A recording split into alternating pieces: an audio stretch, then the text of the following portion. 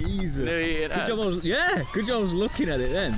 It's finally here. Literally the all-new DJI Avata 2. The latest FPV drone that I bought myself. DJI did not send me this. But looking back, maybe I've made a mistake. In this video, I'm going to be going through some of the features that the DJI Avata 2 has. What you can expect when it comes to flying the drone, my first impressions after having the drone for the last week or so, and finally getting round to possibly one of the biggest customer kick-in-the-teeth marketing schemes I've ever seen. Or so I thought at first. I'm talking about these things, because if you haven't heard, you have to buy them. So let's kick things off with one of the features that I was most excited about when this drone got announced: the camera.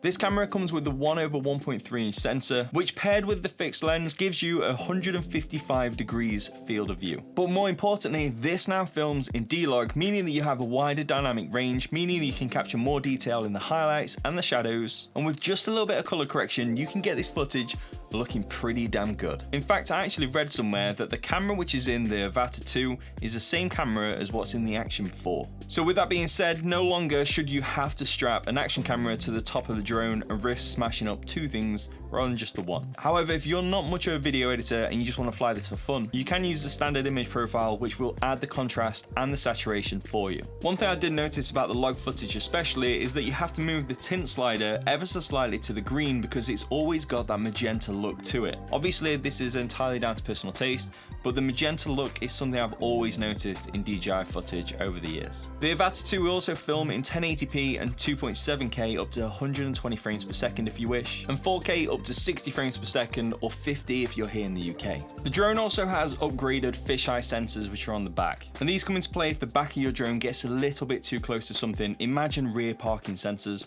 or if your drone gets too close to the ground. However, one thing I can say is that they don't stop you from crashing. You okay?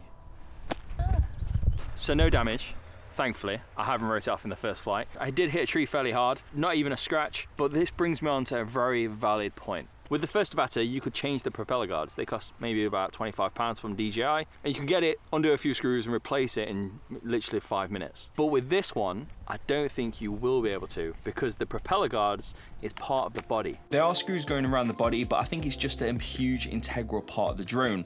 So it may not be an easy fix, but don't quote me on that. But that is a massive downside to this drone, especially when the drone doesn't actually feel quite as robust as what the previous version did. In fact, that first crash, I actually expected to walk over to the drone and find a crack in the frame. But it's really smooth to fly. It feels good. It's a lot more responsive, feels a lot more stable, even just taking off. If you've ever flown the first Avata, when you took off, it almost shook a little bit as it got into the air, even if you're using manual mode, whereas this just went straight up. And maybe that's down to the propellers on the Avata 2. They're the same diameter propellers as what was on the original Avata, however, these have 3 blades on rather than 5. They also feel a little bit thicker, but the pitch and just general characteristics are different. One thing I haven't seen on the Avata 2 yet is the yaw spin of death. When the original Avata came out, it was reported that some users would have the drone just fall out of the air after making a sharp turn. Luckily, I've never had to experience that, and again, with this Avata, I haven't, and nor have I seen any reports yet. One noticeable thing is that it's actually a lot quieter than I expected. It's perhaps just a little bit louder than the Mini 3 if you've ever flown one of them. Obviously it gets louder when you boot up the throttle, but for the most part it's much better and you don't have that massive loud whine all the time. You'll also be glad to hear that the Avata 2 has a USB port and the SD card slot on the side of the drone, meaning that it's easy access to get your memory card out after you finish flying. However, the drone also has 46 gigabytes of internal memory, so if you ever forget your memory card, it's not the end of the world. However, for those of you who want a little more recording time, my preferred option is the SanDisk Extreme Pro cards. Not going to lie, this is a little bit overkill, but I've just bought a 256 gigabyte card, and I thought I would only get around 2 hours, and no, I now get 4 hours, 22 minutes. So yeah, you might not have to go quite that big. Now, if you're considering buying an Avata 2 or you have bought one, you'll have noticed that there's new goggles and new controllers available. When the Avata 2 rumors started flying around, no pun intended, I was planning to just buy the drone and a couple extra batteries because I already have the controllers, already have the goggles. However, upon release, that didn't seem to be the case. The Avata 2 at this moment in time of recording this video is not compatible with older hardware, nor is the new controllers and goggles compatible with the Avata 1. So this is something you're gonna have to take into account if you're considering upgrading from the first Avata, because this isn't gonna be a cheap upgrade. Let's face it, you're gonna have to buy everything again. I'll be honest, I thought it was really cheeky of DJI to do that. However, after reading a little bit more into it and using the Avata 2, I'm starting to understand it a little bit more. And depending on which of the two controllers you decide to go for, it will change the way your drone reacts and the whole flying experience for you. So it's pretty important to understand why you should upgrade and what the benefits are. First off, the motion controller. When the first version of this came with the original Avata,